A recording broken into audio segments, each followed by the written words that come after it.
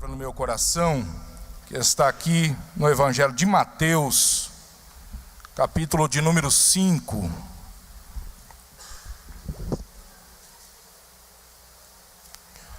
Mateus, capítulo de número 5.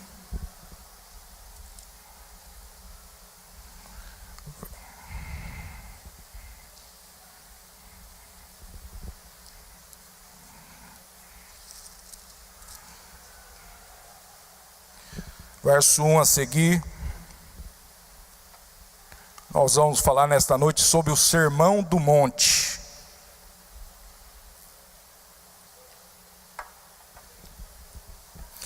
Diz assim o texto: Jesus, vendo a multidão, subiu ao monte e, assentando-se, aproximaram-se dele os seus discípulos.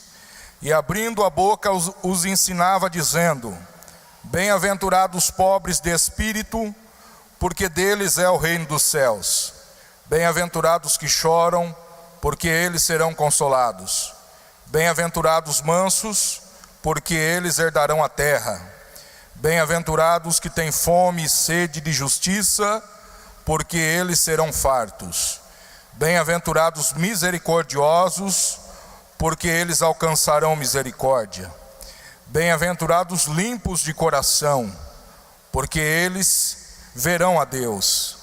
Bem-aventurados pacificadores, porque eles serão chamados filhos de Deus.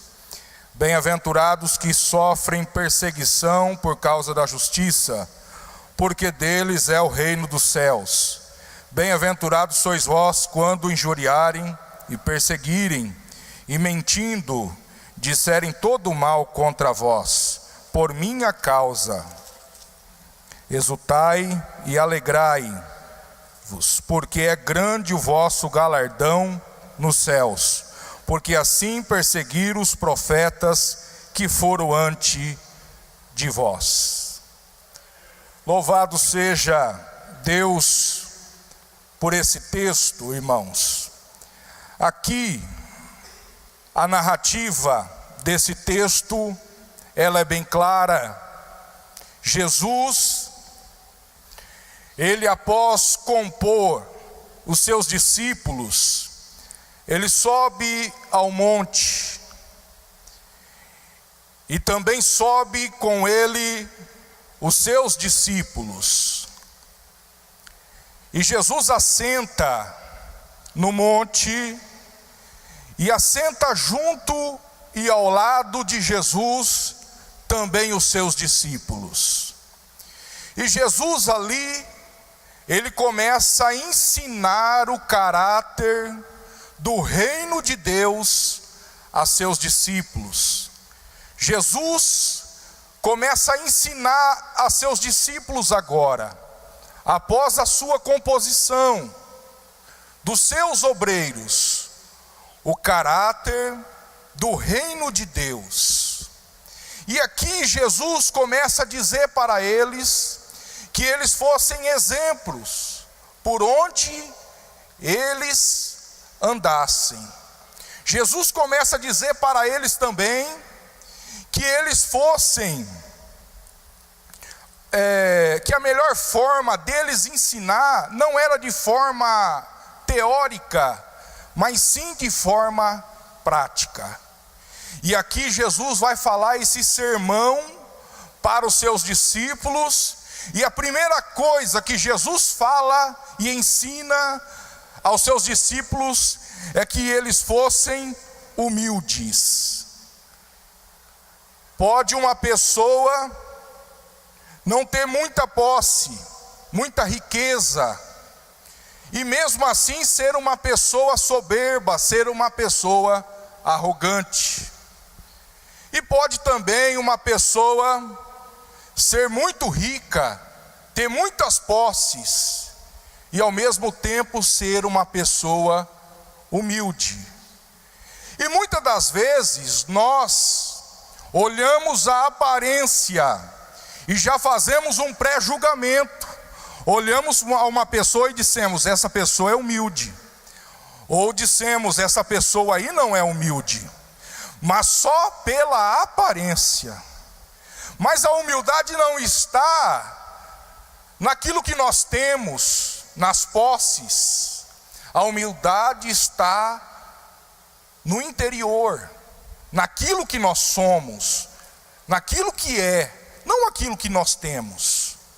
E nós vemos que até mesmo nós conhecemos pessoas milionárias, pessoas de muitas riquezas, e pessoas simples, pessoas humildes, porque a humildade está no interior.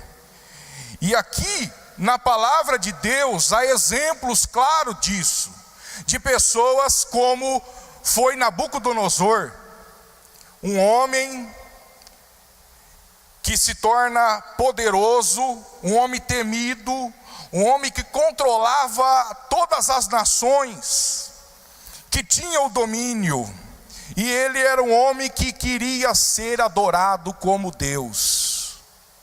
Mas Deus não divide a sua glória com ninguém. E esse homem, ele vai comer capim, ele vai viver como animal.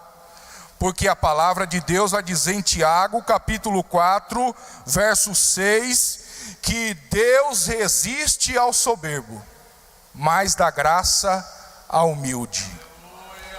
Vejamos que também a palavra vai dizer do rei Uzias, em 2 Crônicas, capítulo de número 26, verso de número 15.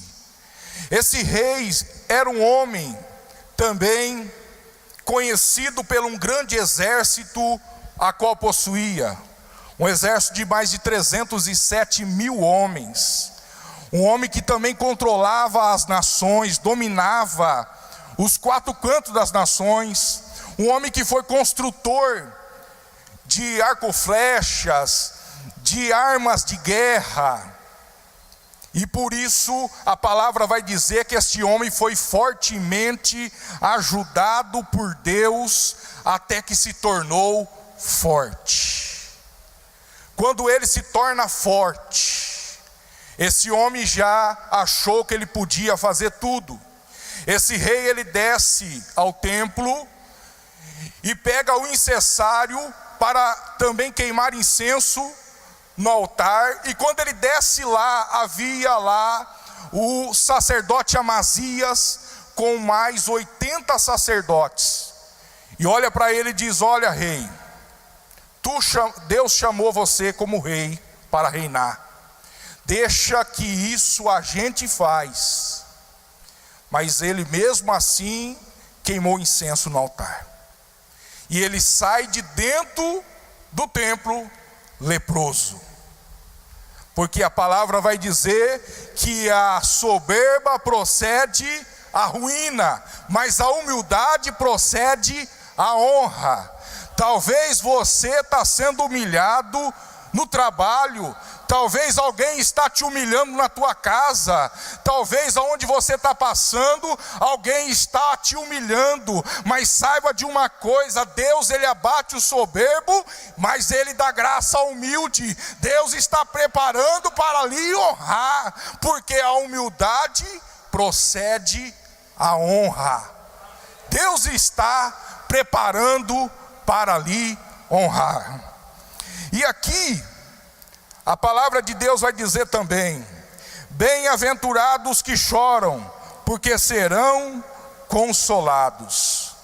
No Salmo de número 126, a palavra de Deus vai dizer: o que sai andando e chorando enquanto semeia, voltará com júbilo, trazendo consigo os seus molhos.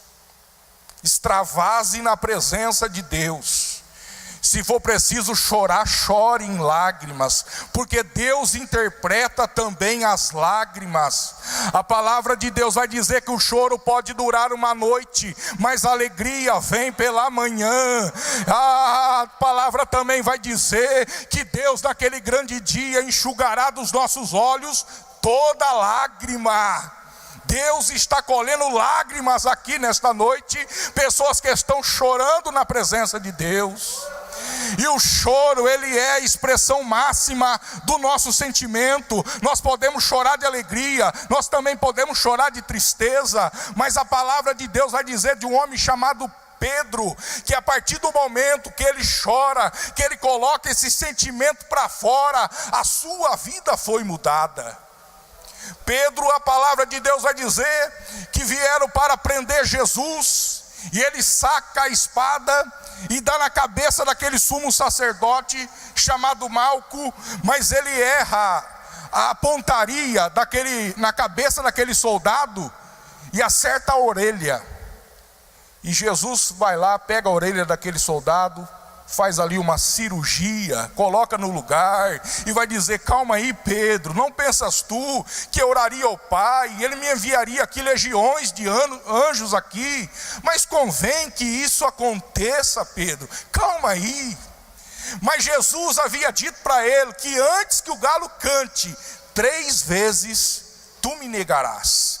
E ele vai dizer: jamais, Senhor, jamais eu vou te negar. E após ele ter saído dali, vem uma criada diante dele e diz: olha, tu és um deles.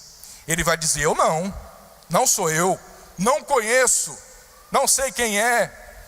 E a criada vai dizer: mas até a tua fala te denuncia. Porque ele andava com Jesus, a fala dele era igual a de Jesus. E é assim muitas das vezes, quando nós andamos muito com uma pessoa, nós passamos a falar igual àquela pessoa. E ele andava muito com Jesus, e a fala dele era igual a de Jesus, era parecida. E aquela criada ali olha para ele e diz: tu és um deles, porque até a tua fala te denuncia. E ele vai dizer: não sou. E quando ele nega pela 3ª vez, o galo canta, e ele se lembra e se arrepende, e ele chora amargamente. Aqui, depois dele colocar tudo para fora, através do choro, a vida deste homem foi mudada. Aquele homem que outra hora era conhecido como um homem temperamental, um homem sanguíneo, Pedro era um homem que era explosivo. E o temperamento, ele não pode ser mudado. O temperamento, ele pode ser controlado pelo Espírito Santo, porque o temperamento, ele é genético. Nós nascemos com ele. Não tem como você mudar o temperamento de uma pessoa, tem como você controlar. E a partir desse momento, esse homem passa a ser controlado pelo Espírito Santo de Deus. Ele sai dali, ele vai para o templo para orar, e quando ele chega ao templo, um paralítico pedindo esmola, ele vai fitar os olhos dele e vai dizer: olha, não tenho ouro, não tenho prata, mas o que eu tenho, isso eu te dou, em nome de Jesus Cristo Nazareno, levanta-te e anda. Pedro agora, ele é mudado, transformado em uma outra pessoa, controlado pelo Espírito Santo de Deus. Oh, aleluia, louvado seja o nome do Senhor. E a palavra vai dizer: bem-aventurados mansos, porque herdarão a terra. Mateus 11, 28 e 29, a palavra vai dizer: vinde a mim todos vós, que estáis cansados, sobrecarregados e oprimidos, que eu vos aliviarei. Tomai sobre vós o meu jugo e aprendei de mim, que sou manso e humilde de coração. Aqui nós temos o modelo, aqui nós temos o exemplo maior de Jesus para todos nós. Isaías 53 vai dizer que ele foi oprimido, ele foi humilhado, ele foi como ovelha muda para o matadouro, mas ele não abriu a sua boca. E tem hora, muitas das vezes, que nós estamos passando, que é momento de nós passarmos zíper na boca, é momento de nós calarmos, porque Deus está preparando o ambiente para nos honrar. E a palavra de Deus vai dizer que Deus o exaltou soberanamente, que lhe deu um nome que está acima de todo nome, o nome a qual todo joelho dos que estão no céu, na terra e debaixo da terra se prostrará e confessará que somente o Senhor é Deus. Oh, aleluia! Deus o exaltou, Deus o honrou. mas ele não abriu a sua boca primeiro, ele ficou quieto primeiro. E aqui está o segredo da nossa vitória. Tem honra de Deus chegando sobre a nossa vida, tem honra de Deus chegando sobre a nossa casa aqui nessa noite. Oh, aleluia! A palavra vai dizer: bem-aventurados que têm fome e sede de justiça, porque serão fartos, ou seja, terão de sobra.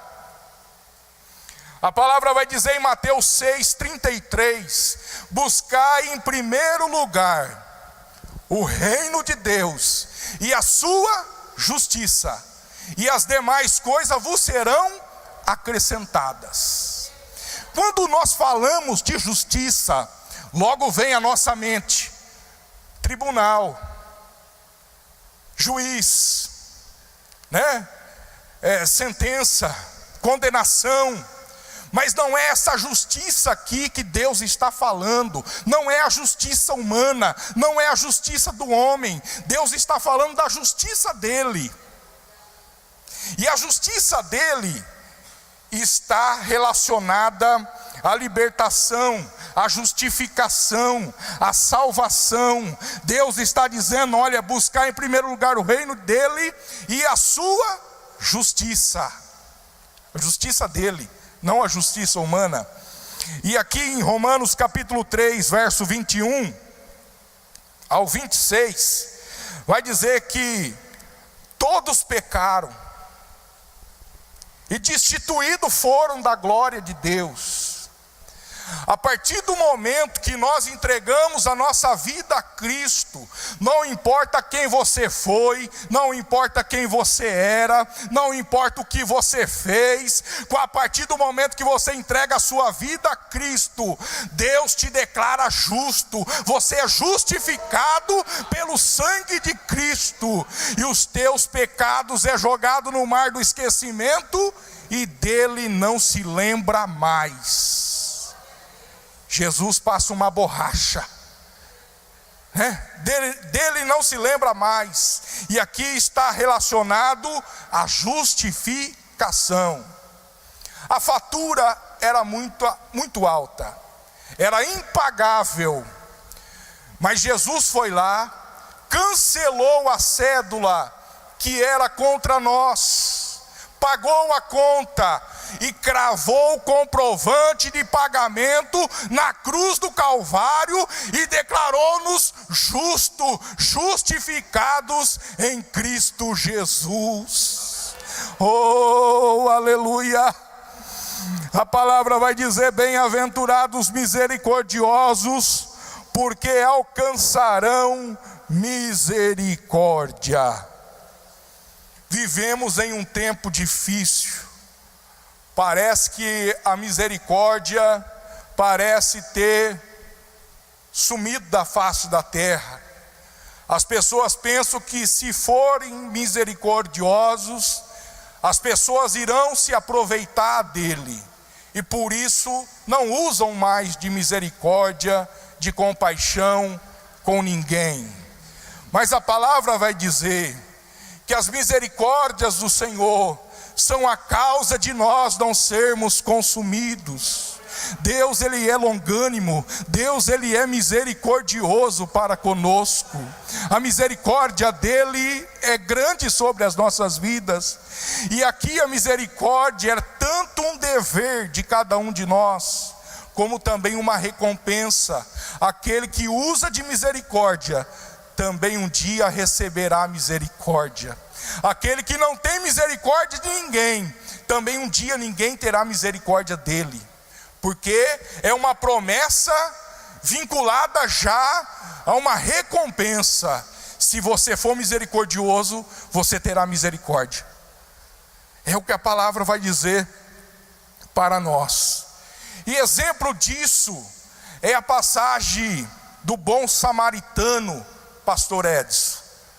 A Bíblia vai dizer que havia um homem que foi assaltado à beira do caminho, e ali roubaram tudo que ele tinha, e ali bateram nele, espancaram ele, deixaram ele no caminho quase morto, meio morto.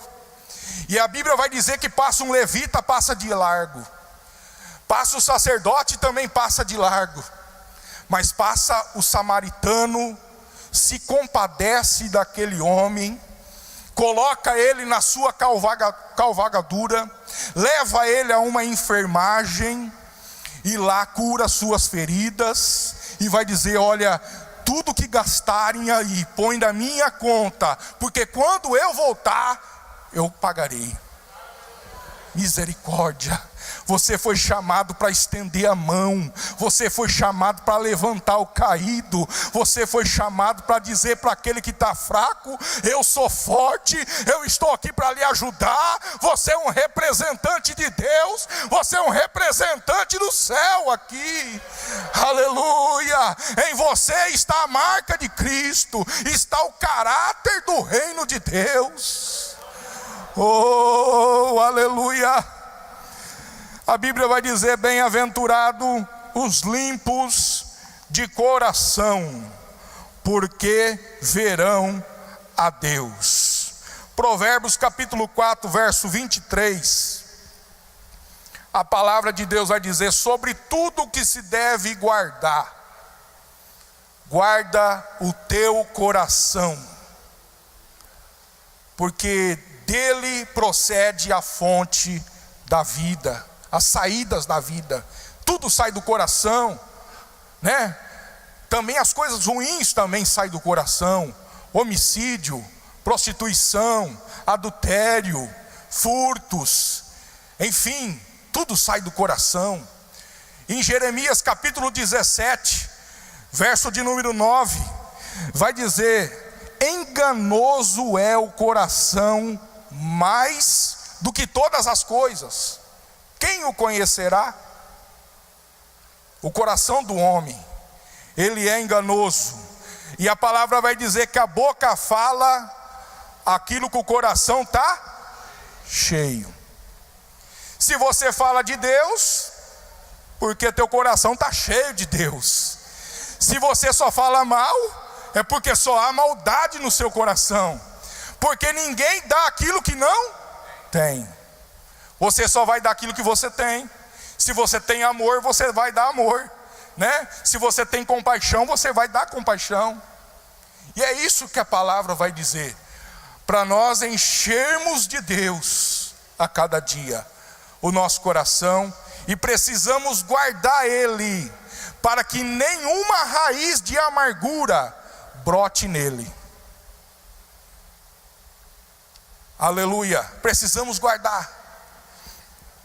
E aqui a palavra de Deus vai dizer também: bem-aventurado os pacificadores, porque serão chamados filhos de Deus.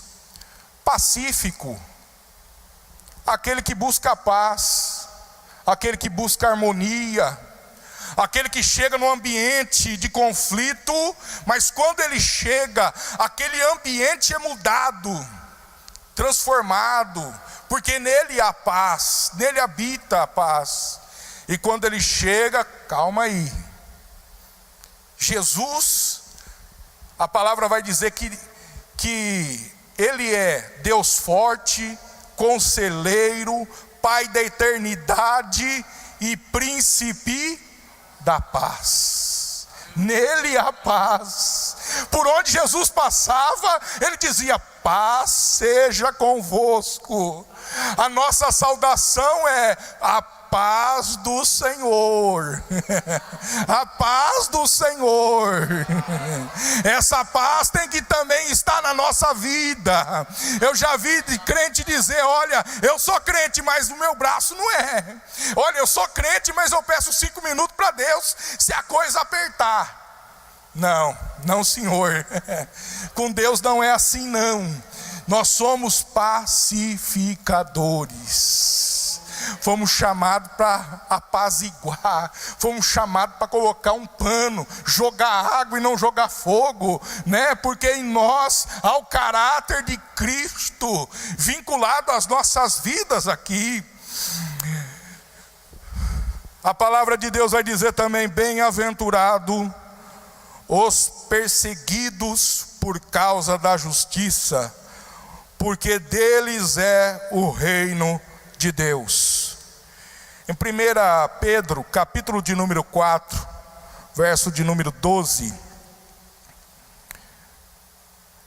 ao verso de número 16, eu quero ler, vai dizer assim: amados, não estranhei a ardente prova que vem sobre vós, para vos tentar, como se coisa estranha vos acontecesse, mas alegrai-vos no fato de serdes participantes das aflições de Cristo, para que também na revelação da sua glória vos regozijeis e alegreis. Se pelo nome de Cristo sois vituperados, bem-aventurados sois, porque sobre vós repousa o Espírito da glória de Deus. Que nenhum de vós padeça como homicida, ou ladrão, ou malfeitor, ou como o que se intromete em negócio alheio.